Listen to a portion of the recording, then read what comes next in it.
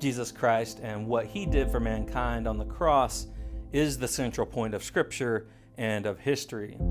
It's my hope that everyone come to know Jesus as their personal Savior. Why are the giants and other weird topics in Scripture important? It's a great question. Jesus says to be ready for his return, that it comes as a thief in the night. Jesus also says that as it was in the days of Noah, so shall it be at the coming of the Son of Man.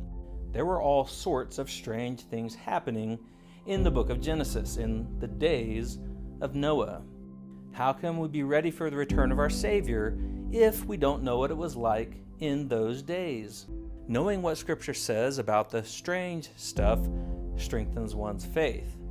But where can you learn about the mysteries of the Bible and know that you're getting biblically based teaching?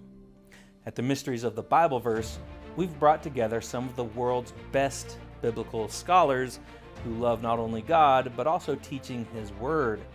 This June, bring your family out to hear Derek Gilbert, Pastor Carl Gallups, and others to learn about the topics your Sunday school teacher likely didn't talk about. Enjoy this 60-second trailer, and I hope to see you at the Mysteries of the Bibleverse. In the days of old, giants walked the earth. Scripture tells how David defeated Goliath,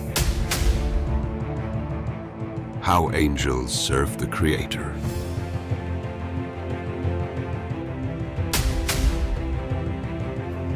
and how the serpent deceived God's image bearers.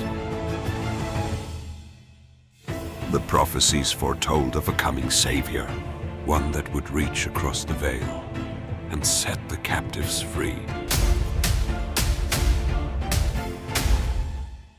Featuring Derek Gilbert, UFO True Believers, the Ancient Aliens Prophets, Carl Gallups, the cherubim, the living creatures, and Micah Van Huss. The story of the giant of Kandahar.